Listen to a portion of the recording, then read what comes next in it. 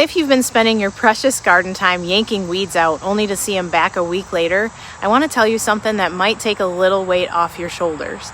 A truly weed-free garden is a myth, but that doesn't mean you're stuck living with an overgrown, messy garden that steals your harvest and your joy.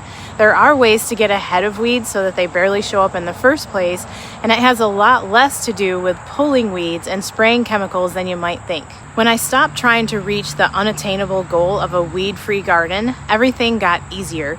Instead of spending hours on my knees pulling the same weeds over and over, I started focusing on prevention, on building a garden that does most of the weed control for me. And if you've ever felt like your garden is running you instead of the other way around, I put together a free training that might help, and in it, I walk you through how I set up a small space garden that actually feeds my family without eating up all my time or my energy. I'll show you how to choose the right setup for your lifestyle, plan your crops for your family, and even get creative with themed gardens like a tea garden or a salsa bed that make the most of every square foot. You can sign up for it at the link below and I'll send it right to your inbox. So today we're talking about 6 mistakes I've made and that most gardeners make when it comes to weeds. These are the things that actually invite weeds to come back, and we're going to take a look at what's going wrong, why it happens, and the simple changes that can keep weeds from ever becoming a huge problem again. By the end of this, you'll know exactly what to stop doing and what to do instead so that you can spend more time growing food you actually enjoy and a lot less time fighting a battle you can't win. If you've ever looked at a patch of weeds and thought, you know what, I'm just gonna spray it and be done with it, trust me, I understand and I have been there, but here's the truth. That quick fix is rarely quick, and more often than not, it leaves you with bigger problems than you started with. When I moved from Michigan to South Carolina a little over 12 years ago, it felt like I had to relearn gardening from scratch. I was intimidated by the different soil, the different climate, and a completely different lineup of weeds. So I signed up for the Clemson Master Gardener program to learn as much as I could in sort of a short amount of time. And I learned that we've got winter annuals like chickweed and henbit that start in the fall. They grow all winter and then check out just in time for summer weeds like crabgrass to move in. And then there are the perennials. And Bermuda grass, I think, is the worst of them in my experience. People actually plant it on purpose for lawns since it 99% can't be killed off by anything, but then once it gets into your garden beds or pathways, it is the enemy. When I was learning about control methods, herbicides came up a lot, both pre-emergent and post-emergent, right alongside tilling. And yes, herbicides can work in certain settings, but they don't align with my personal gardening values. And there's a lot of proof out there that they can do more harm than good. It's kind of controversial, so I'm not going to go into it a lot right now, but here are a few reasons why I've learned to skip them. Your soil is full of microbes and beneficial insects that help plants thrive. A lot of herbicides disrupt that balance, and if you're growing food in your backyard, you're spraying chemicals where you and your family eat and spend time. They're not the best for us, our pets, or beneficial insects like pollinators, and the runoff can end up in waterways and affecting wildlife and water quality. And over time, herbicide-resistant weeds can emerge, which means you're left with fewer options that actually work. In a home garden, I've found that prevention and smart design always beat chemical control, and you don't end up sacrificing the health of your soil or your harvest in the process. All of this said, there are natural herbicides available which are safer to use, but they can be costly and time-consuming. My next big mistake didn't involve a spray bottle at all. It came from a tool that most of us have, and I've probably woken up millions of weed seeds with it over the years. During the first couple of years after moving to South Carolina, I was attempting an in-ground garden in the red clay and tilling and hoeing to clean the space before planting. And then there's my now ex-husband who would ask why I wasn't outside at 5 in the morning hoeing the garden like his granny used to. Looking back, that was a major red flag for more than one reason. But I'll be honest, I felt discouraged. I did not have the time or the energy to be out there every morning with the garden hoe. And sure enough, weeds took over. I eventually gave it up and focused on my raised beds, which performed so much better. But it took me some time to understand why tilling and hoeing had actually been making my weed problem worse. Weed seeds lie buried deep in your soil for years, just waiting for the right conditions to germinate. And when you till or hoe deeply, you bring these seeds to the surface where they can sprout. Some weeds like Bermuda grass or nutsedge spread by roots or rhizomes, and every time you chop them up, you're not killing them, you're multiplying them. One root becomes 10, and suddenly your garden bed has turned into a propagation spot for your least favorite plants. Also, heavy tillage breaks up the soil's structure and disrupts the habitats of beneficial organisms. It causes compaction, poor water infiltration, erosion, and decline in fertility. So in the long run, it leaves you with more weeds, not less, which is exactly why I eventually made mistake number 3, trying to block weeds out completely with something that seemed like a perfect solution until it started creating problems of its own. There was a season where I thought the answer to all my weed problems was landscape fabric. I'll say that there's a time and a place for it. If you've got a small, neatly shaped space and you just need a quick fix, it can be fairly inexpensive and easy to install, and for a few years, it really will knock down most weeds. But here's what I learned the hard way, especially here in South Carolina, with hard red clay, chunks of concrete, and tree roots in my yard. First, pounding in stakes to hold the fabric down, let's just say it's pretty much impossible. Second, the victory is short-lived. Put mulch on top and eventually the weeds either push right through the fabric or settle on top, sending their roots down into it. Pulling them out often means ripping the fabric, which makes the whole thing look and function way worse. In a food garden where you're rotating crops every season, weed fabric can actually create more long-term problems than it solves. Natural mulch can't break down into the soil like it should, which means fewer nutrients for your plants.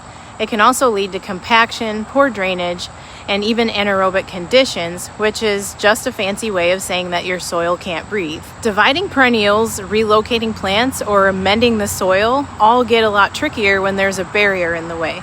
So yes, it can work in the right place for the right reason for a limited amount of time, but in my food garden, the cons have outweighed the pros. Finding the right spacing between plants is definitely a bit of an art, and it's a journey that I'm still on myself. Each year, I learn something new about how to give my plants just the right amount of room to thrive without inviting weeds to take over. When plants are too close together, they can struggle with airflow and disease and might not grow to their full potential, but leaving too much bare soil between the crops gives weeds a perfect opportunity to sneak in and take root. The good news, though, is that you don't have to choose between crowded or empty, because techniques like square foot gardening help you make the most of every inch by planting intensively and thoughtfully. I've been using it more and more in my small spaces, and it's been a game changer for reducing weeds and boosting harvests. Another favorite trick is intercropping, where you pair fast-growing crops with slower ones to fill the space and keep the soil covered.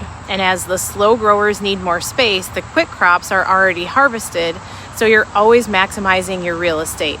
Plus, more roots mean happier soil microbes, which is a win-win for plant health. Ultimately, filling your garden with plants that work together keeps weeds from getting a foothold and then helps your garden flourish. Which leads us to mulch, which can be a gardener's best friend when it comes to controlling weeds, but only if we use the right kind and apply it properly. It's really pretty simple. Using the wrong mulch or forgetting to refresh it can actually make weed problems worse. Fine mulches can get compacted, and then as they break down, create a perfect little seed starting bed for weeds. But on the flip side, the chunky bark nuggets are more stable, but if you don't pile them thick enough, weeds end up being able to sneak right through them. And then synthetic mulches like rubber or plastic don't break down at all to feed your soil or plants, and they can cause drainage problems and even heat up too much. Natural mulch can be contaminated with weed seeds, and that's another hidden culprit. When I first moved to South Carolina, I used pine straw mulch in the paths between my raised beds, thinking that it would help. It's great in my raised beds, but it was a costly mistake in the paths because weeds ended up still popping up as the sun got through just fine, because it was a high traffic area and the pine needles broke down really fast. And also the paths were really slippery and hard to walk on. Still, pine straw is pretty much the only thing besides rice hulls that I use inside my beds around my plants, but definitely not in any high traffic areas. The right mulch applied well and refreshed when needed is going to keep weeds suppressed and your soil happy. It's a simple step that can save you a ton of time and frustration. And speaking of time and frustration, my last mistake is one that nearly every gardener makes, and that's relying on manual weed removal without the right timing or technique. If you're like me, you've probably spent hours pulling weeds by hand only to see them pop right back up or spread somewhere new. It is frustrating, exhausting, and can sometimes feel like a battle that you are destined to always lose. I used to pull weeds whenever I noticed them, no matter the soil condition or the time of year. Sometimes the soil was dry and hard, especially here in our red clay, and weeds snapped off right at the roots, leaving behind little pieces that were ready to regrow. Other times I'd pull after the weeds had already gone to seed, basically scattering those seeds all over my garden without even meaning to. All of that effort and frustration, and the weeds just kept coming back. Manual weeding can be an effective way to manage weeds, but only if you get the timing and technique right. The best time to pull weeds, I have found, is when the soil is moist and soft so that you can get the whole entire root out intact. And then waiting too long, though, means that you might be helping the weeds spread their seeds instead of stopping them. Annuals, biennials, and perennials all behave differently. Annuals are the easiest to control as seedlings or before seed production because, again, when they go to seed, when you pull them and disturb them, the seeds can go everywhere. Biennials need managing before they mature fully, and perennials demand more effort to remove the entire root systems, sometimes repeatedly, like Bermuda grass. Tackling small patches early is way more effective than waiting for weeds to totally take over, and when done thoughtfully, manual weeding avoids the chemical risks of herbicides. Real quick, let's talk about cardboard because it's everywhere in the gardening world right now, and for good reason. I've been using cardboard in the bottoms of my raised beds before I filled them using the hugelkultur method, helping to smother weeds underneath and build healthy soil. When I first rebuilt my garden here, I tried laying cardboard down on the paths in between my raised beds, and honestly, it took forever. And then a hurricane hit. It came pretty far inland where we are, and it flooded everything, and it forced me to regrade and rebuild this whole entire area again. But the next time around, I skipped the cardboard on the paths to save time and energy, and instead I tried something different.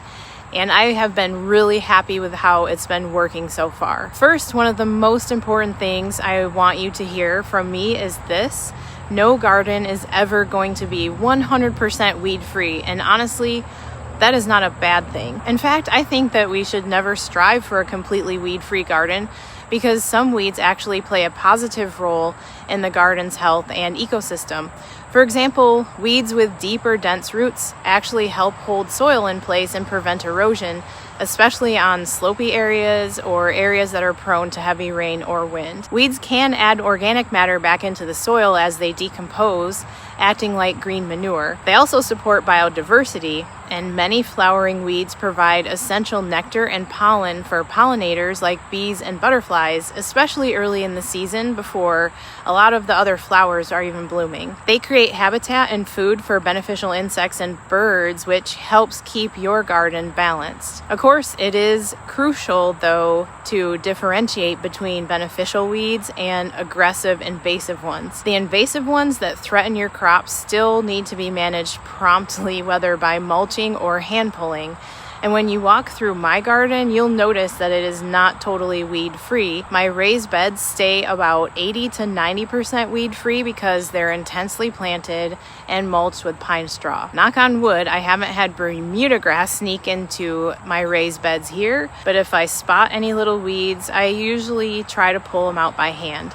And sometimes, if I can't succession plant right away, I'll even let some harmless weeds grow to avoid leaving bare soil. Because remember, weed roots do feed the soil microorganisms too. Knowing your weeds and the difference between invasive and non-invasive ones is key to adjusting how you manage. For the paths between my beds, I have been relying on mulch, and I get it from ChipDrop. If you haven't heard of ChipDrop, it's an awesome organization that connects gardeners with local arborists who have free wood chip mulch to drop off. It's a great way to get natural, fresh wood chips delivered locally without cost, or at least at a low cost if you decide to donate. Sometimes you'll get a really big pile of wood chips, so you might need space or neighbors to share with, but it's been a total game changer for my garden paths. I place orders a few times a year, and I've noticed that areas where the mulch layer is thinner tend to have more weeds, so keeping a good at least 3 to 6 inch layer really helps suppress them. Mulch at the right depth blocks sunlight and acts as a physical barrier, making it tough for weed seedlings to push through. And even when weeds do pop up through mulch, their roots tend to be weaker, making them much easier to pull. My garden soil here, like I said before, is heavy red clay mixed with chunks of concrete and old tree roots. But over time, layering mulch is gonna slowly turn those paths and spaces in between my beds into rich, fertile soil on top of the bad stuff. Someday I might plant a food forest, a pollinator garden, or berry bushes there. The only catch is that mulch isn't a set it and forget it fix. I add more a few times a year, but I consider it good exercise that my kids help with. Plus I use a small gorilla cart wagon and a wheelbarrow, so it's manageable for my space and family. So remember, mulch is an amazing asset for both garden beds and paths. Instead of facing a whole plot of strong, stubborn weeds, you get a few weaker ones that are a lot easier to pull. So mulch buys you time and makes your job a lot easier. Plus, it looks nice. So here's the thing, no garden is ever gonna be 100% weed-free, and that is totally okay. The goal is not perfection. It's a garden that works for you, that feeds your family, and that brings you joy instead of stress. If you wanna take it further, I've put together a free training where I walk you step by step through how I rebuilt my small space garden from burnout and overwhelm to a system that fits my time, space, and my lifestyle. You'll learn how to pick the right setup, whether it's raised beds, containers, or grow bags, plan crops so you're growing what your family actually eats, and maximize every inch of space with themed garden ideas. It's the same system I use to grow more food in less space with less effort. And the best part is you do not need a big yard, tons of time, or tons of experience to make it happen. You can grab the free training through the link in the description, and I'll send it straight to your inbox. Thanks so much for watching. And if you enjoyed this video, please make sure to hit subscribe and ring the bell so that you don't miss more simple, high-value gardening tips that actually fit your life. I'll see you in the next one.